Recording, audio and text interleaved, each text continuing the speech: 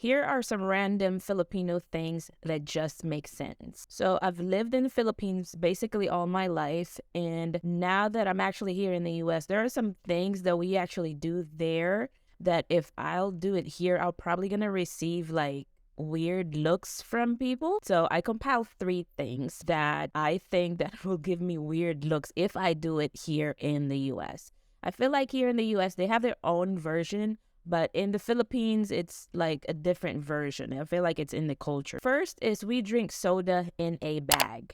We drink cola, pop, whatever you want to call it, in a baggie, a little bag, and then we put a straw. Personally, I feel like that's easier than carrying a little bottle because in the Philippines, back in the day, 80s, early 2000s, soda or pops are still in the bottle, in the glass. So back then, it's easier for the sari-sari store owner or the grocery store owner to keep track of all the bottles because they have to return it to the factory.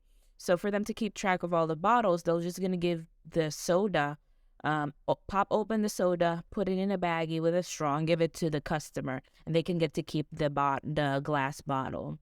Because if they give you the glass bottle, some people won't return it. Some would return it. Sometimes they will give deposit. Like if you buy like, I don't know, like 50 cent worth of Pepsi in a glass bottle Pepsi, they would like add an extra 5 cent on top of the 50 cent. And then when you return the empty bottle, they'll give you back the 5 cent that they took as kind of like a deposit to make sure that you return the bottle back to them because those get counted. If the bottles that they receive are not the same count as when they return it to the factory. That's the reason that I can think of. But yeah, soda in a bag. I remember when me and my husband were getting to know each other, I bought like a Mountain Dew. Mountain Dew was like my drink back in the Philippines until I realized how bad it is. But I still drink Mountain Dew here and there. But it was my drink back in the Philippines. And me and my husband were just walking in the street, like, having a small talk. I was like, hey, I want to go to the sari-sari store. I'm thirsty. So they gave me about Mountain Dew, and then they put it in a bag. So I was just drinking this soda while we are walking down the street and talking.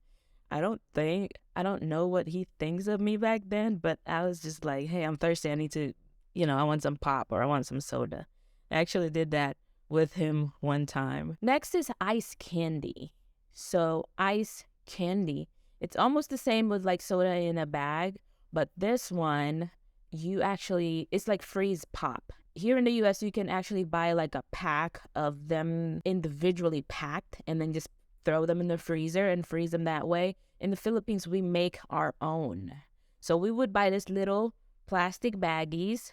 We would make like, it's almost like a Kool-Aid, but we have 8 o'clock in the Philippines in Tang. They're like orange juice powdered. And then, we put water and sugar and pour it in those little baggies.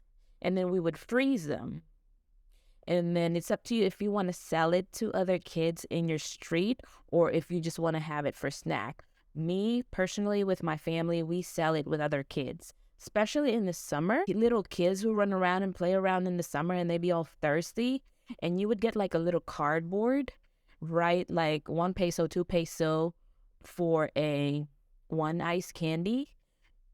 Kids will run into your home and buy. They're like, hey, pabili po ng ice candy nyo. And you can actually get like 100 to 200 all through summer. And right now, I don't know how much it costs, but back then it's like 1 peso, 2 peso for like an ice candy. And right now I'm having like a very, very like nostalgic moment because I love ice candy. I actually, back in 2020 when I came visit there, I actually asked my papa to buy me like those little baggies so I could make it here.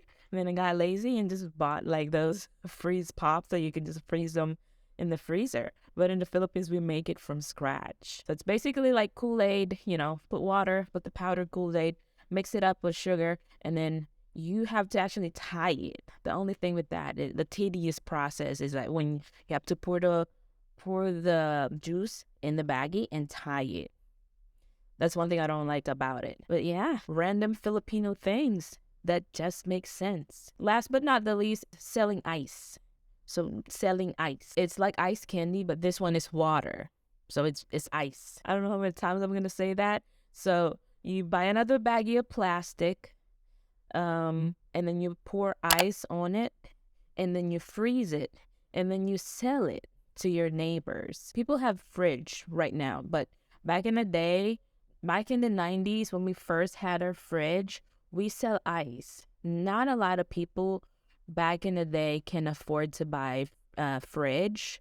So if you have a fridge and you want an extra gig on the side, if you're a stay-at-home mom, if you're like, if it's summer and you wanted to earn a little bit, so you would sell ice. I know my recent visit, ice is like 3 pesos a bag. I'm not sure now. It went up because the price of water, obviously, but back in the day, 1 peso is 1 ice. And yeah, so it's just, you fill the little baggie with water, you freeze it overnight, go get a cardboard, write, we sell ice or ice for sale, and then you put how much, and then people in the street will see it. And then once they need ice, they would come for you to get ice. Nowadays, people have fridge, but at the same time, not a lot of people actually have the time to actually make ice. So if you're the type of person that you have a lot of free time, you can make ice and, earn an income, or not like a whole income, but like a side gig. I know my grandma, she would push us to make ice, and she would keep all the coins.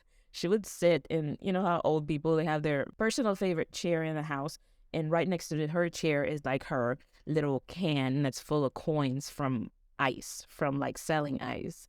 But yeah, those are the 3 random Filipino things that just make sense. If you want to add more, leave a comment down below, and I will see you guys on my next video. Bye.